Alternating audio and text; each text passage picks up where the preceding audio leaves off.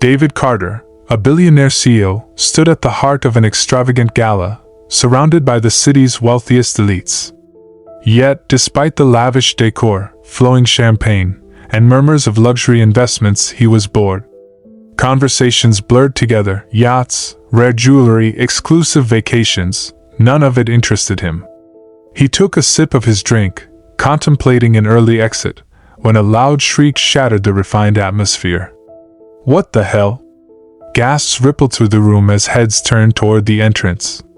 Standing there, drenched in deep red juice, was none other than Charles Whitmore, one of the most powerful bankers in the city. His face contorted with fury as he inspected the expensive white suit now stained beyond repair. Opposite him stood a young woman, gripping an empty plastic cup, her face pale with horror. "Oh my God, I'm so sorry," she stammered, frantically searching her bag for napkins. I didn't see you there." Laughter erupted from the crowd. "Who let her in here?" A woman sneered. "She's probably never even seen a suit like that up close," another guest mocked. Emma's face burned as she tried in vain to clean Whitmore's suit. "I swear, I was just delivering an order. The app sent me to the wrong address." Whitmore's rage only grew. "Get her out of here," he barked at the security guards. Before Emma could react, a firm hand grabbed her arm. "You don't belong here," the guard said coldly, preparing to escort her out. "Let her go." The deep, authoritative voice cut through the noise like a blade. A hush fell over the room as David Carter stepped forward, his piercing gaze locking onto the security guard. Whitmore scowled. "David, don't tell me you're defending this delivery girl." David ignored him, turning his attention to Emma. "What's your name?" "Emma," she said hesitantly. "I work at Bella's Kitchen." "I swear, I wasn't trying to." David's expression shifted. "Wait. Bella's Kitchen? Do they serve stir-fried noodles?" Emma blinked. "Yeah." "How do you know?" A small smile tugged at his lips. "So, you're the one making that incredible stir-fried noodles?" Emma scratched the back of her head. "Well, it's my grandmother's recipe." David rubbed his chin. "Perfect. I need a cook." The guests gasped. Whitmore scoffed. "You can't be serious." "I'll pay you 3 times what you make as a delivery driver," David continued, ignoring the murmurs. Emma nearly choked. 3 times? She hesitated. That was a lot of money. But she couldn't leave her grandmother alone at the restaurant. 5 times, she blurted. The room fell silent. David raised an amused eyebrow. 4. 4.5. His eyes narrowed. "Do you always negotiate like this?" "Only when I'm in trouble." A slow smirk spread across his face. "Deal." Emma's jaw dropped. "Wait. What?" "You start tomorrow." As the whispers around her grew, Emma glanced between David, the furious banker, and her own stained apron. What had just happened? She had only come to deliver food, and now, she had a job working for an unpredictable billionaire. What could possibly go wrong? First day on the job, Emma Carter woke up with the same questions circling her mind. Did that really happen? She sat up in bed, replaying last night's chaos, the accidental juice spill, the sneering elites, and David Carter's completely unexpected job offer. It felt unreal, like a bizarre dream. But as she glanced at her phone, the reality sank in. 8:45 a.m., first day at Carter Enterprises. "Emma, breakfast is ready," her grandmother called from the kitchen. Emma groggily made her way downstairs to the familiar scent of fried spring rolls. The kitchen of Bella's Kitchen was small but warm, filled with memories of early mornings spent cooking with her grandmother. "So, how was that big, fancy party?" her grandmother asked as she flipped a spring roll. Emma took a sip of coffee. "Oh, it was great. I spilled juice on a millionaire, got laughed at, almost got kicked out, and now I work for David Carter." Her grandmother froze. "What?" Emma sighed. He offered me 5 times what I make here. The older woman stirred the pot slowly. And do you trust him? Emma shrugged. He eats here every week. If he were dangerous, he would have kidnapped me by now. Her grandmother chuckled. That's a terrible way to judge character. Maybe, Emma admitted. But if he gives me trouble, you can come over and set him straight. Her grandmother laughed. Oh, you know I would. Feeling slightly reassured, Emma finished her coffee, grabbed her bag, and made her way to Carter Enterprises. The building loomed over the city like a fortress of glass and steel. Inside, employees in expensive suits walked briskly, their eyes glued to their tablets and phones. Emma, wearing jeans and her work apron, felt completely out of place. She approached the reception, eyed her suspiciously. Can I help you? I'm Emma, David's new cook. The receptionist's eyebrows shot up. You're the new what? Emma exhaled. Here we go again. The receptionist picked up the phone, clearly struggling not to laugh. Mr. Carter, your new cook is here. After a pause, she hung up and gestured toward the elevator. Top floor. As Emma stepped inside, nerves finally hit her. What if this was a mistake? The doors opened to reveal a stunning kitchen, marble countertops, sleek black shelves, and a view of the city that made her dizzy. David leaned against the counter, arms crossed. Took you long enough. Emma stepped inside. I got lost 3 times. He chuckled. Let's see if you actually know how to cook. You didn't test that before hiring me? Nope. Emma folded her arms. That's bad business. David smirked. If it's terrible, I'll just fire you. She narrowed her eyes. Is that a challenge? He grinned. Take it however you want. Emma rolled up her sleeves. All right. Let's see who loses here. Emma had barely set up her station when the door swung open, and a sharply dressed man stormed in. He was tall, wearing a tailored gray suit, and had an air of superiority that instantly annoyed her.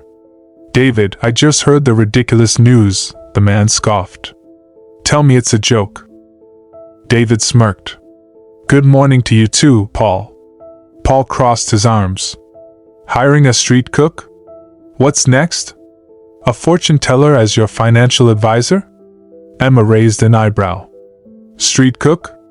If I'm a street cook, then you're just an office guy. Same thing. Paul blinked, as if offended that she dared to speak. David chuckled. Paul, this is Emma. Emma, this is Paul, my financial advisor, professional cynic, and pain in my ass. Emma smirked. Nice to meet you, pain in the ass. Paul scoffed. Charming. But David, this is a mistake. Your business dinner is tomorrow. You want her cooking for our investors? David glanced at Emma. What do you think? Emma shrugged. Do I get to choose the menu? Paul shot her a glare. Absolutely not. David leaned back, intrigued. Actually, that's a great idea. Paul looked horrified. You're letting her decide? Emma folded her arms. Unless you'd rather serve overpriced, under-seasoned dishes from some fancy restaurant. Paul hesitated. David smirked. I like her confidence. We'll go with her menu. Emma lifted her chin. Then get ready. You're about to eat the best meal of your life. Paul rolled his eyes. We'll see. Emma wasn't just determined to prove herself, she was going to make them beg for seconds. The next evening, the private dining room at Carter Enterprises was filled with top investors, each expecting nothing less than 5-star cuisine. Paul sat stiffly beside David, his expression practically daring Emma to fail. Then, the dishes arrived. Crispy shrimp fritters with a sweet chili glaze. Fragrant special fried rice.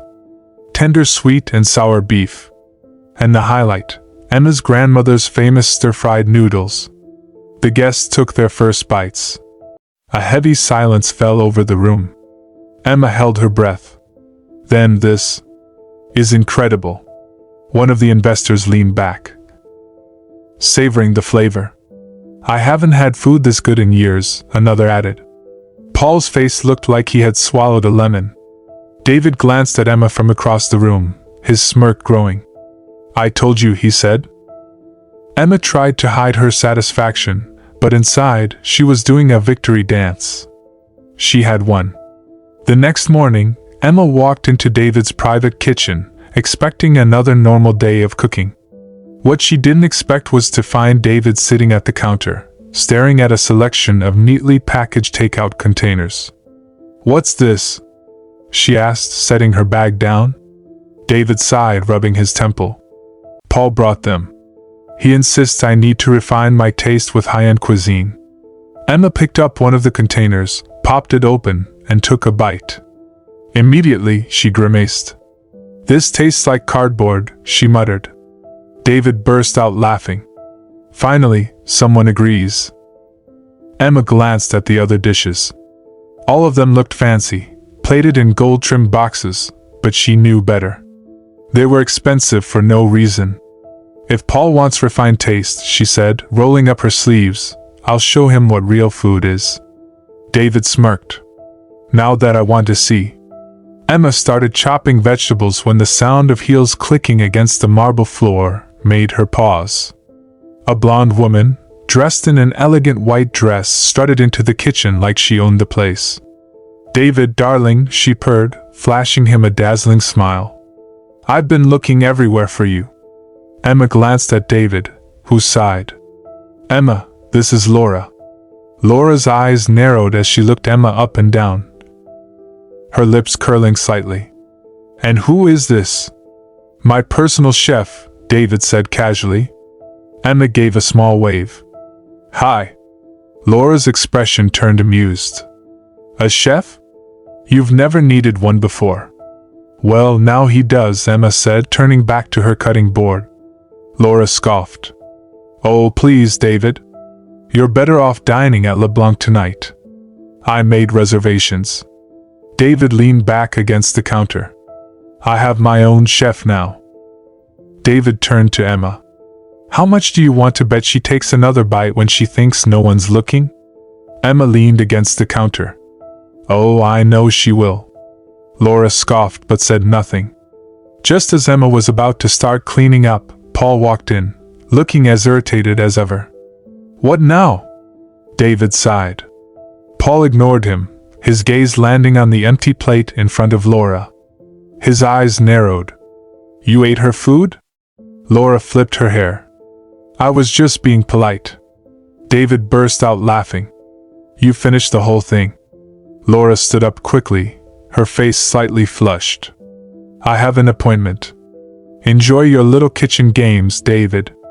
She strode out, her heels clicking against the floor. Paul crossed his arms. I don't trust her. David shrugged. I don't trust you, and yet here we are. Paul scowled but then turned to Emma. I still don't believe she's worthy of cooking for Carter Enterprises. She got lucky today. Emma wiped her hands on her apron. Luck had nothing to do with it. Paul smirked. Then prove it. Cook for the entire executive team next week. No mistakes. No second chances. Emma's stomach clenched slightly, but she didn't let it show. Instead, she met Paul's gaze head-on. You're on.